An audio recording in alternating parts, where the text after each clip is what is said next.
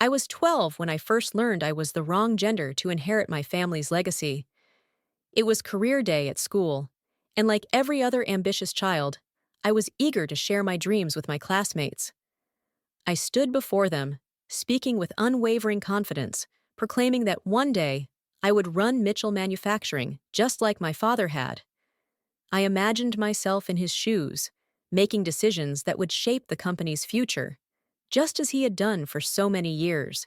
That night, as I walked past the kitchen on my way to my room, I overheard my parents talking. My mother's voice was filled with warmth as she spoke about me. "She's got such a head for business, George," she said, her admiration clear. "You should see how she lights up when you talk about the company." My father's response came swiftly, coldly, and with an unmistakable finality. "It doesn't matter," he said. "The company goes to Michael. That's the tradition. Girls don't run manufacturing companies." Those words crushed something deep inside me, something I hadn't fully recognized until that moment. I wasn't even surprised. I was heartbroken, yes, but not surprised. Deep down, I had always known that as a girl, I would never be able to inherit the business I had been born into. The company was my father's pride and joy, and in his eyes, the only one capable of running it was Michael, my brother. Tradition, he would say. Legacy. All of these things that I could never fully understand, not because I didn't have the intellect, but because I didn't have the right chromosomes. I spent the years after that trying to prove myself, trying to show my family that I was capable of far more than they would ever give me credit for. I excelled in school, earned my MBA from Stanford, and built a career in business management that any man would envy. But no matter what I did, it wasn't enough. Every time I advanced, every time I achieved something remarkable, it was met with condescension and the same old excuse: "It's just not your place." It wasn't even about my ability. It wasn't even about my vision. It was about my gender. That invisible barrier, thicker and stronger than any glass ceiling, kept me in a cage I couldn't break free from. I couldn't escape the notion that no matter how far I climbed, I would never be seen as the one who could carry on the legacy of Mitchell Manufacturing. I worked hard, harder than most. I poured my heart and soul into everything I did. I took over projects, I transformed the supply chain, and I boosted profits by 40%. I made sacrifices, late nights, weekends, even holidays, just to prove to them, to myself, that I could do it. But the truth was, I was only ever seen as a placeholder, a second choice. It was Michael who got the promotion, Michael who was groomed to take the reins. And that wasn't just the way the world worked, it was how my father had decided it should be. It was tradition. The day I was fired from Mitchell Manufacturing came like a cruel twist of fate. I had spent years building the company's future, but in the end, I had failed to realize that my future was already decided for me. I stood in Michael's office, my hands clammy, my heart racing. He sat behind the desk that had once belonged to our father, now signed away to him, as though it was his birthright. The room, once filled with my father's presence, now felt empty. Michael slid the termination papers across the desk toward me, with a smug smile. "Nothing personal, Emily," he said, almost like he was offering a gesture of goodwill. "But let's be honest, you're just not cut out for this. Maybe you should open a cute little boutique or something more feminine." His words hit harder than any blow could. I didn't let it show, but my mind was spinning, my thoughts racing through every rejection I'd faced, every time I had been overlooked, all the times my ideas had been ignored.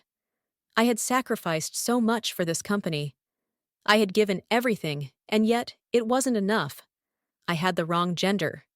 "Clear out your desk by the end of the day," Michael added dismissively, already turning his attention to his phone. It was as if he couldn't be bothered to engage with me, as though I was just another insignificant employee whose departure didn't matter. "And Emily?" he continued, not even bothering to look up.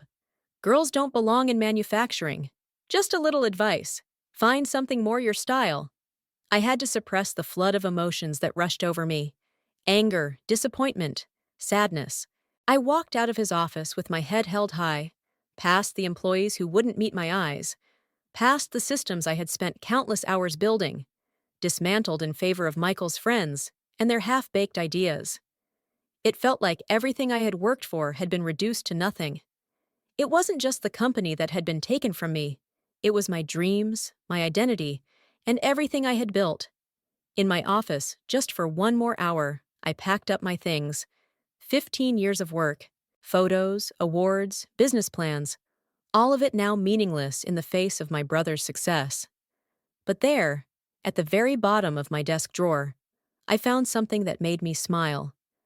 A list of every supplier, contractor, and logistics company that Mitchell Manufacturing depended on, along with their contract renewal dates. Michael had never cared about these relationships. He had never cared about the trust I had built with our suppliers, or the favors I was owed. But I had always known that without these connections, Mitchell Manufacturing would falter. As I looked at the list, I realized something. While Michael may have taken the company from me, he hadn't taken the heart of it, the supply chain. And that's when the idea hit me. Why fight for a seat at a table I'd never truly be welcomed at? Why beg for the chance to lead a company that had never truly believed in me? I looked up at Marcus Chen, the head of logistics, who had appeared in my doorway. His expression told me he knew exactly what had happened. He didn't need to say a word. "Need help with those boxes?" he asked, his voice steady but sympathetic. I shook my head. "I'm fine, Marcus," I said, a smile tugging at my lips despite everything. "But do you remember that conversation we had last month? About starting our own logistics company?" Marcus paused for a moment, and then his eyes widened. He had always been one of the few people at Mitchell Manufacturing who had truly understood me, who had seen what I was capable of. "You weren't kidding, were you?" I pulled up an email draft I had prepared months ago when I first saw this day coming. It was a plan to launch Summit Logistics, a logistics company that would do everything Mitchell Manufacturing had failed to do. "How would you like to be the COO of Summit Logistics Incorporated?" I asked him. "Fully funded, ready to start operations." Marcus scanned the business plan I had put together, and I could see the shock on his face turn into excitement. "This could control the entire regional supply chain. If we get the right contracts, we could dominate," he said, as the realization dawned on him. "You've been planning this for years, haven't you?" I nodded. "Why fight for a seat at their table," I said again, "when I can build my own?" In the coming hours, more people came by. People who had been passed over, ignored, or pushed aside in favor of Michael's friends. Sarah from accounting, who had been overlooked for a promotion. James from operations, who had been disregarded when he warned about quality control issues. One by one, they accepted my offers to join Summit Logistics. By the time the security guard arrived to escort me out of Mitchell Manufacturing, I already had a team in place and a plan that was set in motion. As I walked out of the building, I felt a strange sense of peace. Michael called after me from his office, but I didn't turn around. "Goodbye, Emily," he shouted. "Some people just aren't meant for real business." I smiled to myself, knowing that his words, meant to sting, were only fueling my resolve. "Goodbye, Michael," I muttered under my breath. "Give my best to your handsome shipping guys while you still can." The next day, Summit Logistics began its journey, not as a reaction to Mitchell Manufacturing's failure, but as a vision that had been born out of years of neglect. I wasn't just starting a new company. I was creating the future I had always been denied. And this time, no one would be able to stop me. Not even my family. The day I left Mitchell Manufacturing was the day I decided to reclaim my future. I had walked out of the company my family had built, my father's empire, with nothing but my dignity intact. I wasn't going to let Michael's smug face and dismissive words determine the course of my life. If they were going to take everything from me, my job, my legacy, my dreams, then I was going to take back control. It was that simple. I had spent years crafting a strategy, quietly laying the groundwork for a future that would no longer be bound by the rules of my family's traditions. Now was the time to act. Marcus Chen, the head of logistics, had been watching me for a while. He had always admired my work ethic, my vision, and my ability to build relationships with suppliers. Marcus was one of the few who truly understood what I was capable of. The fact that he was still working at Mitchell Manufacturing was an anomaly in itself. He had always been far too capable to remain in a company run by people who didn't appreciate his talents. He had seen the cracks in the system long before I had been fired. So when he came into my office that day, offering help, I knew I wasn't alone. I wasn't the only one who had been ignored, dismissed, or held back by the narrow-mindedness of my family's leadership. "You need help with those boxes?" Marcus asked, his eyes filled with a knowing sadness. But there was something else there, something more powerful. It was hope. He knew this was my moment. The moment I would make my move, and he wanted to be part of it. "I'm fine, Marcus," I said, shaking my head. I wasn't really fine, but I wasn't going to let my emotions show. I couldn't afford to. But I had been planning for this day for far too long. I had already drafted a business plan, one that had been sitting in my inbox for months, waiting for the perfect moment. A moment that had finally come. "Remember that conversation we had last month?" I asked him. "About starting our own logistics company?" Marcus looked at me with wide eyes. "You weren't kidding, were you?" he said, his voice tinged with both disbelief and excitement. I smiled, not because I wanted to prove anything to Marcus, but because I knew this was it. "I've been planning this for years," I said, pulling up the draft of the email I had prepared. I had been meticulously researching the logistics industry, identifying gaps in the market, and finding ways to disrupt the very supply chain system that Mitchell Manufacturing had relied on for decades. "How would you like to be the COO of Summit Logistics Incorporated?" I asked, offering him the position I had already envisioned for him. Fully funded, ready to start operations. The shock on his face quickly turned to a glimmer of excitement. "Emily, this could change everything. If we get the right contracts, we could dominate the entire regional supply chain." "That's the plan," I said. "Why fight for a seat at their table when I can build my own?" I wasn't just talking about logistics. I wasn't just talking about Summit Logistics. I was talking about everything I had worked for. My entire life had been about proving myself to others, especially to my family. They had made me feel as though I was never enough, that I was destined to fall short simply because of my gender. But now, I realized that I didn't need their approval. I didn't need their acceptance. I had everything I needed within myself, and I was going to build something that would make them regret ever doubting me. The next few hours were a whirlwind. One by one, the people who had been overlooked, underappreciated, or even passed over by Michael's friends began to walk into my office. Sarah from accounting, who had been skipped over for a promotion in favor of Michael's friend. James from operations, who had been ignored when he warned about quality control issues. All of them had been loyal to me, and now they were loyal to the vision I had created. Summit Logistics was not just an opportunity, it was a rebellion. It was a chance for all of us to take back what we had been denied for so long. By the time security arrived to escort me out of Mitchell Manufacturing, I had a team in place. Summit Logistics was no longer just an idea. It was a reality. And in that moment, I felt a sense of peace that I had never experienced before. No more pretending to fit into a world that didn't want me. No more fighting for a seat at a table that was never meant for me. I was building my own table now. As I walked through the halls of Mitchell Manufacturing for the last time, past employees who wouldn't meet my eyes, I felt no anger. Instead, I felt a quiet triumph.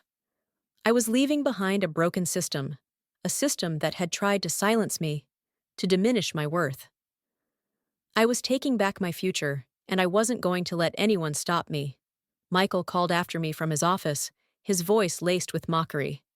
"Goodbye, Emily. Some people just aren't meant for real business." I didn't turn around. Instead, I whispered to myself, "Goodbye, Michael. Give my best to your handsome shipping guys while you still can." The first days of Summit Logistics were a blur. I spent every waking hour poring over contracts, making calls, and meeting with potential partners. We had no time to waste. The industry was big, and the competition was fierce, But we had something they didn't: a fresh perspective. A hunger to succeed that the old guard had long since lost. I had learned everything I needed to know about the logistics world during my time at Mitchell Manufacturing. I knew what worked, what didn't, and most importantly, I knew how to build a network of loyal partners who would stand by me through thick and thin. By the end of the first week, Summit Logistics had secured 5 major contracts. These were contracts that Michael had let slip through his fingers, contracts that he had been too blind to see the potential in. But I saw them, and I knew exactly how to turn them into opportunities. It wasn't just about making money. It was about taking back what was mine. It was about proving to everyone, especially Michael, that I was capable of so much more than they ever thought possible. The following week, we acquired the largest warehousing operation in the region. It was a huge move, one that would solidify our place in the industry. But I wasn't stopping there. I had already set my sights on Phase 2. Summit Logistics wasn't just going to dominate the supply chain, we were going to control it. I had been quietly cultivating relationships with raw material suppliers for months, and their contracts were all coming due in the next few weeks. Michael never saw it coming. He didn't even know what hit him. By the time we secured the final deal in Phase 2, Summit Logistics had become a juggernaut. And Michael, he was left scrambling. Mitchell Manufacturing was in crisis. Suppliers were backing out, investors were panicking, but instead of looking inward and realizing where the fault lay, Michael blamed everyone but himself. He never understood that the collapse of the company was not due to external forces. It was because of his own arrogance, his inability to see the value in what I had built. And that was his biggest mistake.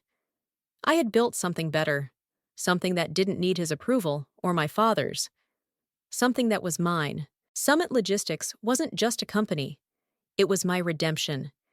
It was the manifestation of everything I had been told I couldn't do, and I wasn't done yet. I had only just begun. As I sat in my office, looking out at the city skyline, I realized that the greatest revenge wasn't in proving Michael wrong.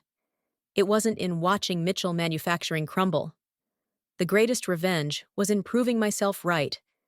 It was in building something that no one could take away from me. It was in standing up and saying, I am enough. And that, in the end, was worth more than any victory over Michael or my father. Summit Logistics was just the beginning. The future was mine to create, and I wasn't going to let anyone or anything stand in my way.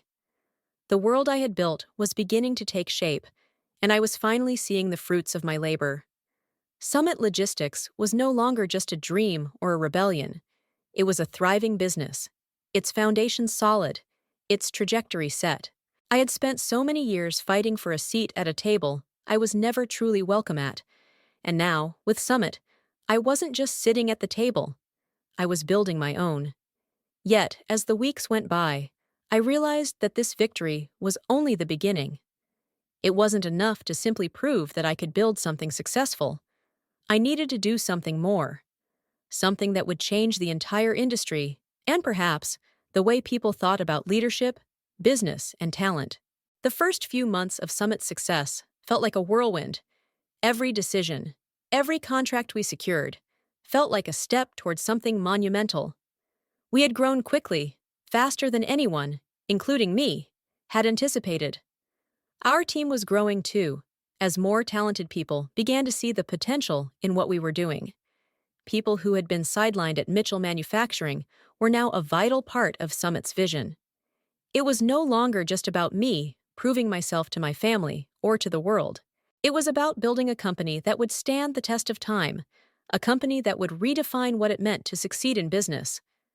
But no matter how fast things moved, I always had one eye on Mitchell Manufacturing. I couldn't just let it fade into the past. I had spent my life there, even if they had never fully embraced me. It was in my blood, in my bones, and despite everything, I still felt a sense of duty to it. That was the legacy my father had built, for better or for worse, and I knew I had to decide what part of that legacy I would carry forward. The phone call came sooner than I expected. It was from my mother, and there was something in her voice that made my stomach drop. "We need to talk," she said, her tone hesitant.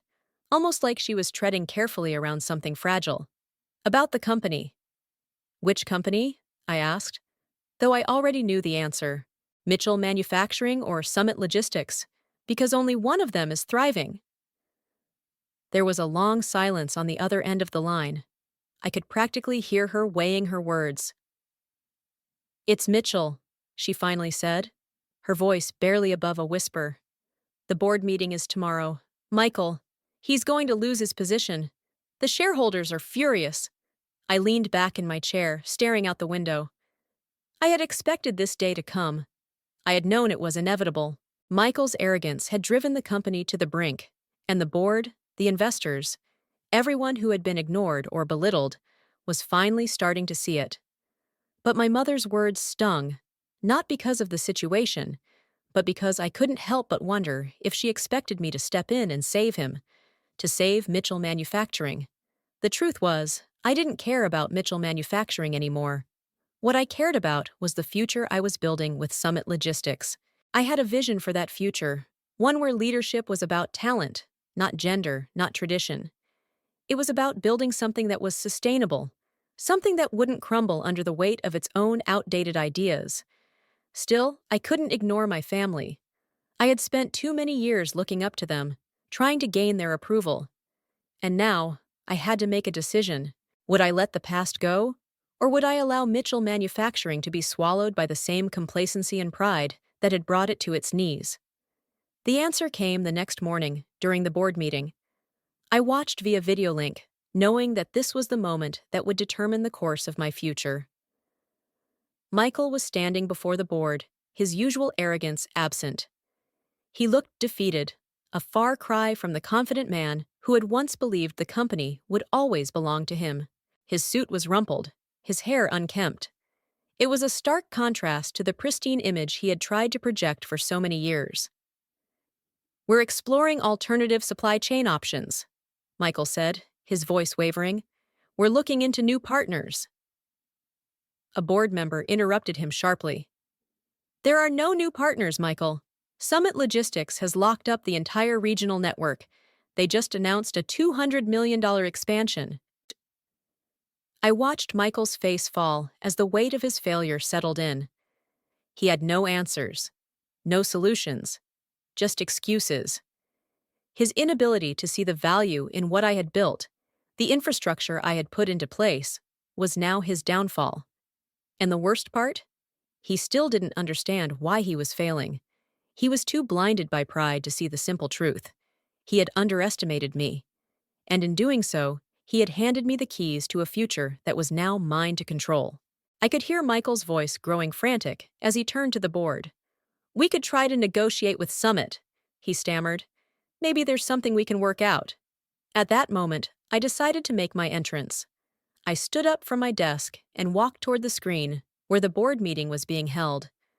I knew this was my moment to take control, to walk into the room and claim what was rightfully mine. Not just the company, but the future of Mitchell Manufacturing. I entered the room, Summit Logistics ID badge gleaming on my chest. The room fell silent as all eyes turned toward me. My mother was there, sitting at the back, her face a mixture of pride and regret. Michael looked up, his face pale with shock. "What are you doing here?" he demanded, his voice thick with disbelief. "I'm here to represent the only company in this room that actually knows how to run a business," I said, my voice calm but firm. I wasn't angry. I wasn't vindictive. I was simply stating the truth that Michael had ignored for far too long. "You planned this," Michael spat, his face turning red with frustration. "You sabotaged us." I shook my head. "No, Michael, I didn't sabotage you. I built something better. Something you could have had if you hadn't been so determined to believe that I wasn't capable. Summit Logistics wasn't a sabotage, it was the future. And now, you're going to have to deal with the consequences of your own arrogance." Sorry, I turned to the board, my gaze sweeping over each of them. "Summit Logistics is ready to absorb all employees. We'll preserve the Mitchell name on key product lines and ensure the company's legacy continues. Just not under Michael's leadership. This is the only way forward for the company." The board looked at each other, exchanging silent glances. Then, one by one, they raised their hands in agreement. Even my father, who had been so sure that Michael would be the one to carry the company forward, raised his hand. Michael, standing beside me, was livid. He tugged at his collar, his breath shallow. "Dad," he said, his voice cracking. "Tell them this isn't right. You can't let this happen." My father's gaze met mine, and for the first time, I saw something in his eyes, something I had been waiting for my entire life. Regret? Acceptance. He sighed deeply, his voice heavy with resignation. "It's over, son." I turned to leave the room, but before I did, I paused. "Goodbye, Michael. Don't bother packing your office. I had it cleared out this morning." I could feel his fury behind me, but I didn't look back. Instead, I walked out of the room with a sense of calm that surprised even me. I had finally done it. I had taken everything I was owed, and I had done it on my own terms. That evening, I sat in my office at Summit Logistics, surrounded by the new team I had built. I looked around, taking in the faces of the people who had been overlooked, just like me. People who had been told they didn't belong, but who had now found a place at my table. A table where talent and determination mattered more than anything else. I picked up the phone and called Marcus. "Phase 2 begins tomorrow," I said, my voice steady with purpose. "We're not just going to control the supply chain, we're going to dominate it." The following weeks passed in a blur of meetings, acquisitions, and negotiations. We secured more contracts, expanded our operations, and solidified our place in the industry. I wasn't just building a company, I was creating a legacy that would be remembered for years to come. And when the dust settled, when all was said and done, I stood at the helm of an empire I had built from nothing. Summit Logistics wasn't just my success, it was the success of everyone who had ever been told they weren't enough. It was proof that talent, hard work, and determination could overcome anything, even the deepest prejudices. As I looked out over the city from my office, I knew that this was just the beginning. My journey wasn't over, but for the first time in my life, I was exactly where I was meant to be. In control, unstoppable, and no one, not even my family, could take that away from me. Emily's journey from the daughter of a manufacturing mogul, dismissed because of her gender, to the CEO of her own successful logistics empire, is a powerful tale of perseverance, resilience, and the relentless pursuit of self-belief. It's a story not just of business, but of reclaiming personal worth in a world that often refuses to recognize the full potential of certain individuals based on preconceived notions. At a young age, Emily was told that her dreams of inheriting the family business were unrealistic because she was a woman. Despite excelling in every facet of her education and professional life, she was constantly held back by the unspoken rules of a patriarchal legacy. It wasn't just her father's company, it was the family's history, their future, and their vision that were out of her reach, simply because she was born a girl. The disappointment was crushing, yet instead of yielding to those constraints, Emily chose to forge her own path. Her firing from Mitchell Manufacturing was not a final defeat, but a turning point. It marked the moment when she realized that her worth was not defined by others' narrow views of her potential. Emily, rather than succumbing to despair, channeled her frustration into something far greater. She started Summit Logistics, a company that would take control of an industry long dominated by old rules and outdated systems. She gathered around her a team of talented, overlooked individuals who shared her vision and dedication. Together, they worked to build something new, something more inclusive, something more reflective of their true capabilities. The road was not easy. She faced skepticism from all sides, particularly from the very family that had once dismissed her, but Emily remained resolute. She proved not only that she could build a successful company, but that the way forward in business was one that valued talent, vision, and innovation over outdated traditions. As Summit Logistics rose to prominence, Mitchell Manufacturing faltered under the leadership of her brother, Michael, whose inability to adapt led to the company's downfall. Emily, however, did not take satisfaction in this.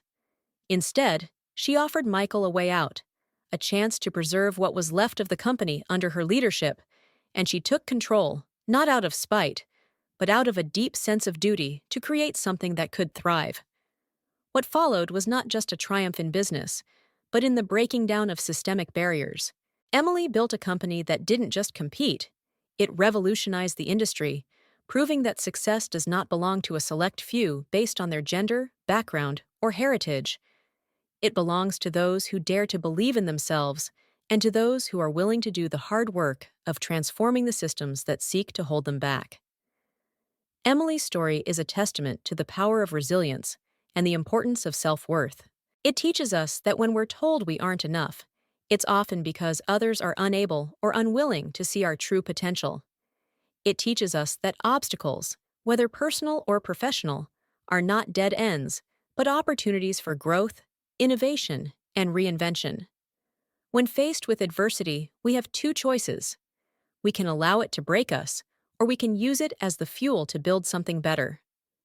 The lesson to take from Emily's story is clear. Never let anyone define your limits.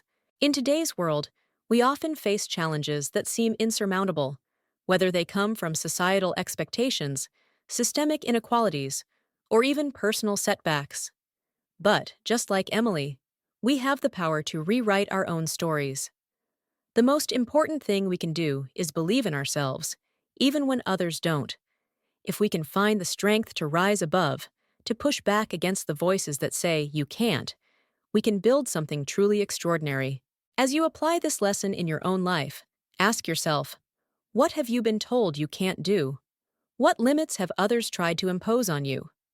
Now, consider how you might break free from those constraints and create something that is uniquely yours. Whether in your career, your personal life, or your community, there is always room for reinvention, for growth, and for making a positive impact.